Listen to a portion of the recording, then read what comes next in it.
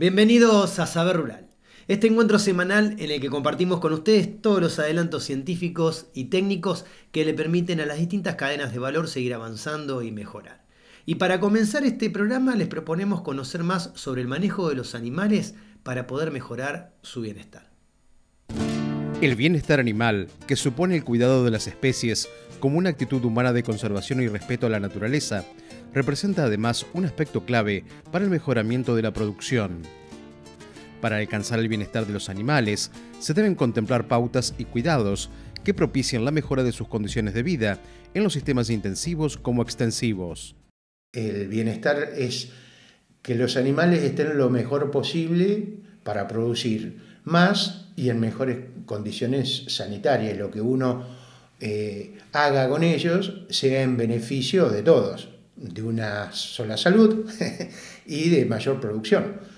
Pueda tener agua, pueda tener alimentos a disposición, puede estar confortable, de esa manera produce mejor, es más eficiente y por otro lado, eso es fundamental también para el consumidor que está atento a estas cuestiones. Hoy hay muchas organizaciones no gubernamentales que luchan por los derechos de los animales y está bien que lo hagan, obviamente, a veces nos vamos al otro extremo, pero esto hay que ir llevándolo y hay que ir haciendo ver que la profesión puede hacer un gran aporte a todo esto y que esto es fundamental para que podamos todos convivir. Hay gente que no come carne de ningún animal y está perfecto y hay que respetarlo, de la misma manera que hay gente que comemos carne, que nos gusta, que lo deleitamos, pero por otro lado también debemos ser exigentes con estas cuestiones.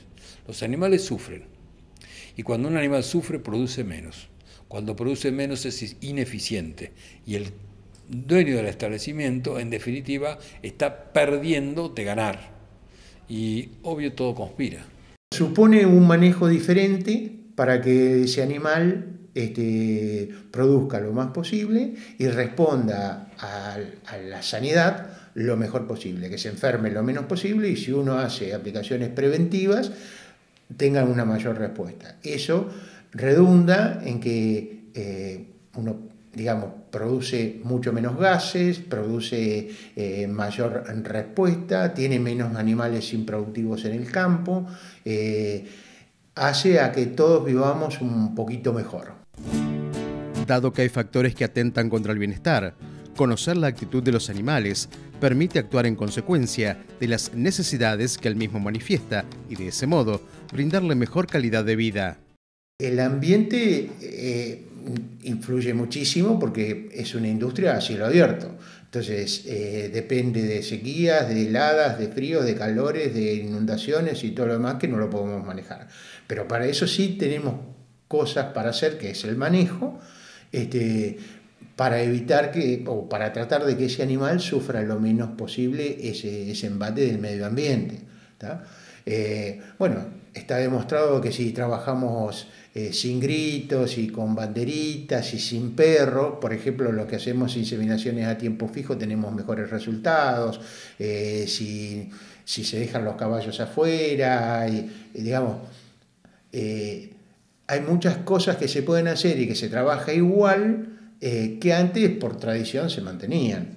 Porque estas cosas no se medían. Hoy que estamos midiendo continuamente la producción y cuánto tenemos que producir y que si producimos más ganamos más y si producimos menos nos fundimos, entonces son cosas que se van ajustando, digamos.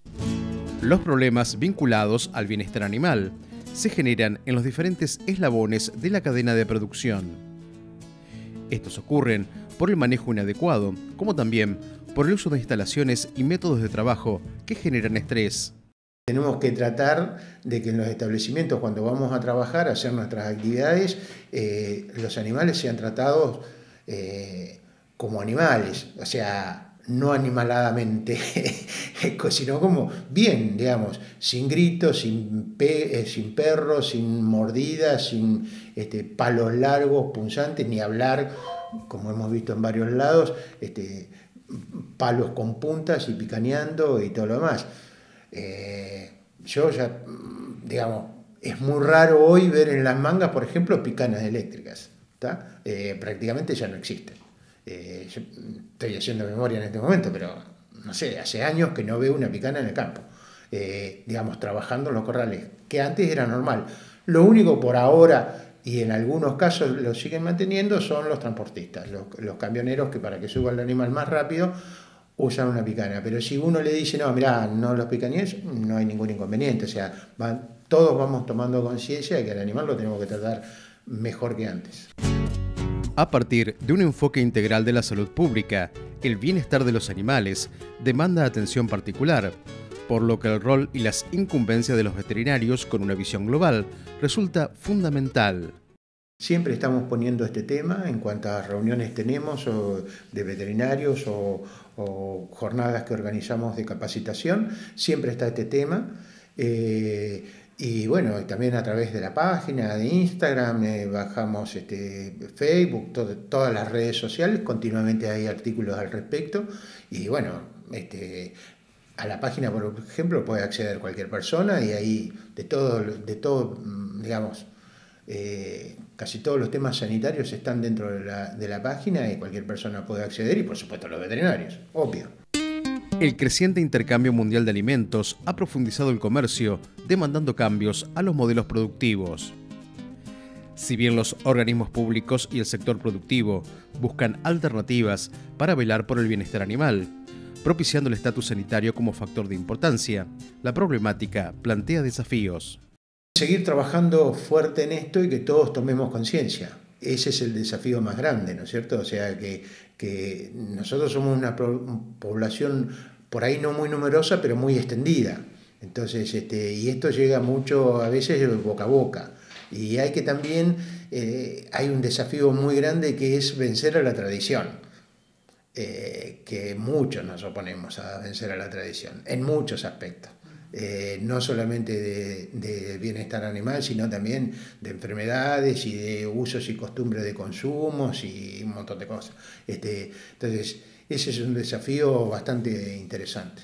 Se están discutiendo a nivel global, a nivel de la Organización Mundial de Salud, de la OIE, bien digo, de la OMS también. En definitiva, todo el mundo está preocupado por ese tema. Y hay una cosa que es también muy importante y que no hemos mencionado ahora, que es la famosa resistencia antimicrobiana. Está creciendo, como crece en el mundo, gente que de golpe va a un hospital, lo operaron, de golpe se le incorpora una bacteria que es resistente a un montón de antibióticos y a veces hasta se hace imposible tratarlo y la persona se muere. Está calculado que para 2050 en el mundo se mueran 10 millones de personas por año por resistencia antimicrobiana, y eso es una de las cuestiones que también atenta contra el bienestar animal, porque a ver, si nosotros a un animal, para que produzca más, le damos antibióticos indiscriminadamente, obviamente que va a producir más, pero sin duda alguna podemos generar esa resistencia y es un problema. Para no generar resistencia, lo que tenemos que atender es las cuestiones de bienestar, que el animal esté cómodo, que esté sano, que esté bien alimentado, que tenga agua a disposición, que no sea maltratado. Esto hace. Cuando eso no ocurre y aparecen infecciones, alguien trata meta antibiótico, que no pasa nada, y sí pasa. Definitivamente las bacterias sobreviven a esas cuestiones y se generan reacciones que hacen que una bacteria sea inmune a algún antibiótico. Lo pasa en animales y por supuesto pasa en humanos, lo vivimos día a día, ¿no?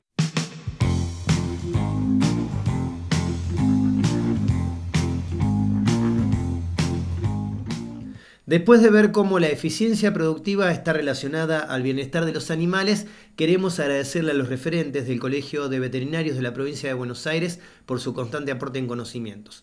Profesionales que están organizando sus jornadas en la ciudad de Mar del Plata en el próximo mes de agosto, y si quieren conocer más sobre este tema que abordamos y otros que serán tratados en esas jornadas, pueden ingresar al sitio de la institución. Y a ustedes que nos acompañan les proponemos hacer una pequeña pausa. No se vayan porque en nuestro próximo bloque vamos a estar de servicio, pero con los cultivos.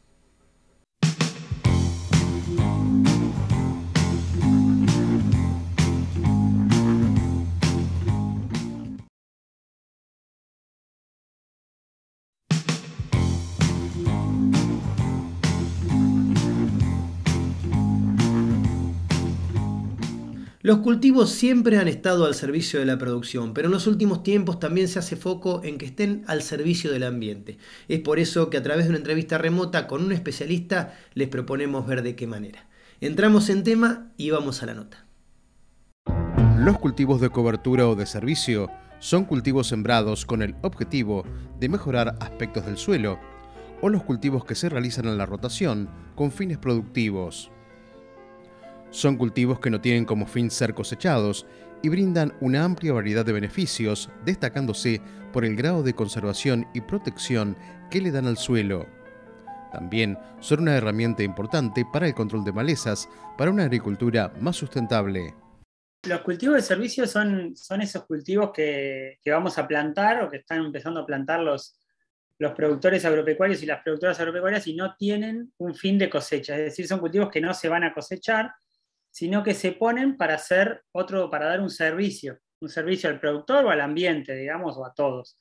Y esos cultivos son, por ejemplo, vicia, rábanos, avena, regrases, distintas especies que tenemos disponibles, que las sembramos en general para que den un servicio, por ejemplo, combatir las malezas y entonces usar menos herbicida, o la vicia, por ejemplo, fijar nitrógeno, entonces usar menos fertilizante, o alguna de estas especies puede controlar la erosión y entonces evitar que haya erosión. Y también algunas especies pueden, por ejemplo, ser cultivos trampa, que capturan nitrógeno, por ejemplo, y evitan las emisiones de óxido nitroso, o que son cultivos que generan materia orgánica del suelo y por lo tanto capturan carbono en el suelo, y entonces tanto el óxido nitroso como el carbono, cuando son capturados en el suelo o dejados de emitir en el caso de nitroso, generan beneficios para el cambio climático, ¿no? Son gases de efecto invernadero que si emitimos menos, digamos, traemos un beneficio. Entonces eso es un poco la idea de los cultivos de servicio. Son cultivos que se plantan para dar lo que llamamos un servicio ecosistémico, que son todas estas cosas que describí recién. Gervasio, ¿ha ido avanzando su adopción? ¿Qué evolución han registrado los manejos de suelos en cuanto al uso de cultivos de servicio? Sí, ha estado avanzando un montón en los últimos años, diría yo. Las estimaciones que yo más conozco, que son de la RETA, de la Bolsa de Comercio de Buenos Aires, ya un aumento bastante interesante. Hace 4 o 5 años había 3-4% de productores usándolo, después fue aumentando a 10, 13, 14, y el año pasado ya había 19% de los productores usando cultivo de servicio para algún fin. O sea que es interesante, todavía estamos en un área pequeña, relativamente pequeña, son casi, según la estimación de ellos, 350.000 hectáreas, casi 400.000 hectáreas. Vamos a ver este año, este invierno, cómo es la siembra, pero estamos hablando de un área que está creciendo fuerte, digamos, que se están viendo los beneficios que da y la importancia de tener esos cultivos, y que son posibles de tener en Argentina y por lo tanto están empezando a usar mucho. ¿Y qué sugiere el manejo cuando hablamos de rotación con cultivos de servicio? Bueno, básicamente las rotaciones tenían muchos efectos, ¿no? Uno era sobre todo mejorar el suelo, también el tema de rotar cultivos para enfermedades y otras plagas, digamos. Y las rotaciones con cultivos de servicio están sugiriendo en general una mejora en el sistema, una mejora en el carbono, en la materia orgánica del suelo, en la fertilidad de los sistemas. Que hay que tener cuidado en cómo se hacen, ¿eh? No se trata de, como está un poquito de moda, entre comillas, bolear la semilla, la primera semilla que uno tiene en galpón y plantar una cobertura, sino más. Si se hace mal puede traer problemas en el rinde de los cultivos de verano, de renta. Entonces hay que hacerla con una planificación adecuada, digamos, ¿no? Como cualquier herramienta, tiene que estar bien utilizada y bien planeada para ser eficaz. Gervasio, ¿cuáles son los cultivos de servicio de mayor aprovechamiento? Bueno, lo que más se está usando mucho ahora, está aumentando el auge, es la vicia, por el tema de los costos del fertilizante, ¿no? La vicia fija nitrógeno y ahorra los costos de los fertilizantes nitrogenados, que ahora se fueron por las nubes. Entonces eso yo creo que va a aumentar mucho. También se usó históricamente mucho centeno y muchas gramíneas para controlar erosión, esos todavía siguen ocupando un área importante, el centeno sobre todo. Pero bueno, empiezan a aparecer otros cultivos como avenas, como regrases, también como rábanos, y empiezan a aparecer también distintas leguminosas, trébol persa, vicia sativa, no la villosa, que es la más común, lupinos, medicagos, algunas otras especies de leguminosa que también tienen buena performance de Melilotus, por ejemplo, dependiendo en qué zona estamos hablando. Y lo que está aumentando mucho también es el uso de los cultivos de servicio de mezcla, que vemos que tiene potencialidades importantes y que además genera como una sinergia, ¿no? Cuando plantamos en los cultivos de servicio muchas especies, en general funcionan mejor que solas, o sea, tienen un efecto positivo, digamos, con los que esperaríamos de plantarlas solas, una sinergia, pero además muchas veces son buenas para dar muchos servicios al mismo tiempo. Entonces muchos productores están empezando a practicar estos blends, que se llaman, o estas mezclas de cultivo de servicio, que empiezan a tener una importancia y una relevancia, diría yo, una potencialidad muy, muy importante. Para la Facultad de Agronomía de la UBA es materia de estudio y en ese sentido, ¿qué han investigado en relación a los cultivos de servicio y el medio ambiente? Sobre todo lo que hacemos es estudiar lo que llamamos los rasgos de las especies. Entonces tenemos distintas especies de alguna manera que las vamos a usar como cultivo de servicio y lo que tratamos de ver es esos rasgos o qué características de las especies son las que mejor sirven para dar un servicio ambiental determinado, ¿sí? Entonces, por ejemplo, si queremos formar materia orgánica del suelo, que es una de las cosas muy importantes para el productor, pero también para la gente que vive en la ciudad, ¿no? Porque eso captura carbono y mejora disminuye el cambio climático. Por ejemplo, estamos descubriendo que las raíces de las plantas son muy importantes, la cantidad de raíces que produzca, y también lo que llamamos la rizodeposición o los exudados de las raíces, que es muy importante entonces elegir cultivos que produzcan mucha raíz y que además tengan mucha rizodeposición, es decir, las plantas tienen un mecanismo que exudan compuestos carbonados, o sea, exudan parte de lo que generan de su biomasa en fotosíntesis, la usan para crecer, pero también algo como que la tiran para afuera, lo cual sería raro, ¿no? Porque una planta está gastando un montón de energía, hace fotosíntesis para generar un compuesto carbonado, y en vez de generarlo en una hoja, lo tira para afuera en el suelo. Y es un mecanismo raro que tienen las plantas, pero nos estamos dando cuenta que es más común, que sirve como para alimentar a los microorganismos de alguna manera. ¿Sí? Les tiran comida a los microorganismos están más contentos, de alguna manera comen más, producen más nutrientes inorgánicos que a la planta le sirve, es como una especie de simbiosis, y entonces lo que estamos viendo es que las plantas que hacen eso mucho, que tiran muchos exudados para afuera, además son capaces de generar mucha materia orgánica, y de una materia orgánica del suelo muy estable, ¿sí? Le dan de comer a los microorganismos del suelo, pero también generan materia orgánica estable. Entonces, por ejemplo, bueno, eso es lo que estamos tratando de identificar, qué cultivos son los que exudan más, y esos cultivos serían unos muy buenos cultivos de servicio para formar materia orgánica. Entonces, Gervasio, hay cultivos que brindan servicios ecosistémicos. Esto es exactamente digamos, el nombre de los cultivos de servicio viene por eso. Son cultivos para dar servicios ecosistémicos, principalmente regulación y soporte. Ese es uno. Ahora estamos también investigando otros cultivos, por ejemplo, que son muy buenos en bajar las emisiones de óxido nitroso, que es un potente gas de efecto invernadero, pero además también es un gas que destruye la capa de ozono. Entonces, por ejemplo, estamos poniendo ciertos cultivos en ciertos momentos del año, y eso hace que los productores y las productoras emitan menos gases de efecto invernadero, y al hacer menos óxido nitroso, básicamente. Y eso se hace poniendo un cultivo de servicio determinado en cierto momento, y estamos estudiando cuáles son los mejores y en cuándo se tienen que poner, pero logramos disminuir las emisiones de una manera importante, muchas veces parecido a lo que emiten de óxido nitroso los ecosistemas naturales, o sea que nos aproximamos a lo que ocurriría por default, digamos, en la naturaleza, y eso es bueno porque estamos provocando un menor impacto ambiental. Gervasio, ¿qué enfoque tienen estos estudios desde la Facultad de Agronomía? Bueno, la facultad tiene toda una línea muy fuerte, no solo nosotros, sino muchos grupos que están estudiando en cuestiones que tienen que ver con sustentabilidad, hay varias especializaciones en ese sentido, y bueno, la facultad con la decana está muy preocupada de alguna manera por fomentar y que la facultad tenga muchos estudios, muchas investigaciones en mejorar la sustentabilidad de los sistemas productivos. Nosotros acá en la facultad tenemos no solo la carrera de agronomía, tenemos 5 carreras más, entre ellas la licenciatura en ciencias ambientales, que tiene una impronta muy fuerte en investigación, pero en docencia y en extensión también, hacia mejorar las cuestiones ambientales de los sistemas productivos. Así que la FACU está, yo creo que la FAUBA, la Facultad de Agronomía de la UBA, está muy posicionada en ese tema y con invirtiendo mucho dinero y muchos proyectos en fomentar la generación de conocimiento para que nuestros sistemas sean más amigables con el medio ambiente y sobre todo mejorar esta relación campo-ciudad que es tan importante, ¿no?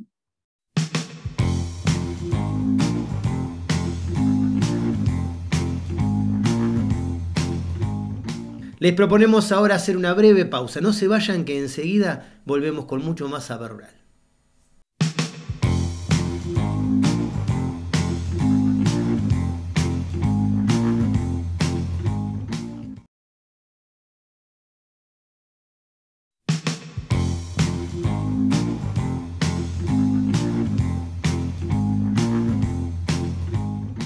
En la producción porcina, las enfermedades podales son mucho más que un problema a los pies de los cerdos. Es por eso que en este segmento les proponemos ver de qué manera y por qué.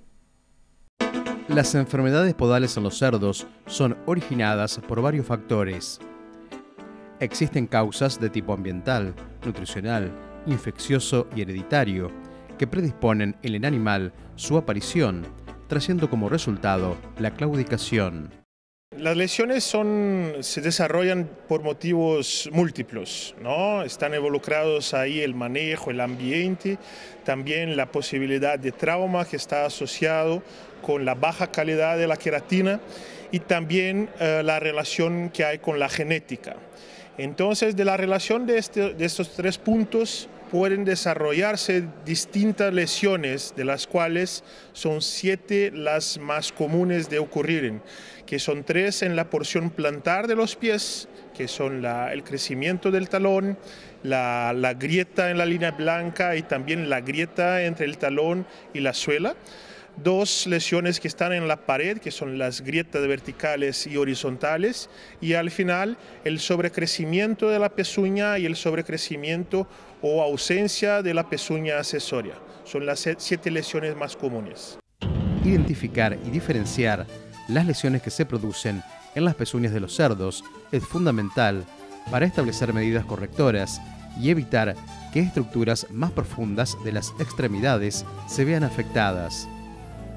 Al igual que en otras especies, las cojeras afectan el consumo de alimento, la reproducción y los problemas de reemplazo, lo cual reduce la productividad de una cerda y posteriormente la rentabilidad global de la granja. El problema de las lesiones tiene que ver con el dolor que está asociado con la inflamación que la hembra o el cerdo sufre. Este dolor, esta inflamación hace con que haya un cambio en la manera con que los nutrientes son utilizados por el organismo. Así que hay una redistribución especialmente para que el sistema inmune pueda atender la demanda por la inflamación. Así el crecimiento, la ganancia de peso, la reproducción, todo eso sufre un prejuicio. Entonces hay pierdas en decorrencia de este dolor, de esta inflamación que está involucrado con las lesiones podales. Aparte de la valoración de las pezuñas y del estado de las instalaciones, es importante valorar también los registros de producción, ya que una granja con un porcentaje alto de cerdas con cojeras durante un periodo de tiempo largo probablemente se verá reflejado de alguna manera en la productividad. Algunos de los parámetros productivos a incluir en la valoración son el índice de fertilidad y de partos, el porcentaje de reposición animal, el porcentaje de cerdas muertas en granja y el de cerdas gestantes que van al matadero, el número de lechones destetados por cerda y año y el de destetados por plaza de maternidad. En el caso de las hembras, por lo menos 90% de las hembras tienen lesiones y son como un 30% de hembras que tienen lesiones severas, o sea, lesiones que resultan en inflamación. Entonces podemos saber que 1/3 de los animales tienen problemas que se observar entonces una repetición del celo, un aborto o una pérdida en la reproducción. Y con relación a los animales de engorda, Lo que pasa es que también un 30% de esos animales tienen lesiones severas. Entonces son animales que van a tener una pérdida en la ganancia de peso y también un prejuicio en la conversión alimentar. O sea, van a tener un peor resultado con mayor costo de producción.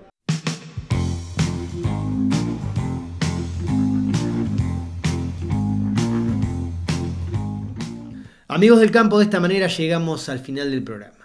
Muchísimas gracias por habernos acompañado una vez más. Nos vamos hasta dentro de 7 días, cuando los estaremos esperando para compartir nuevamente junto a ustedes mucho más saber rural. Hasta entonces.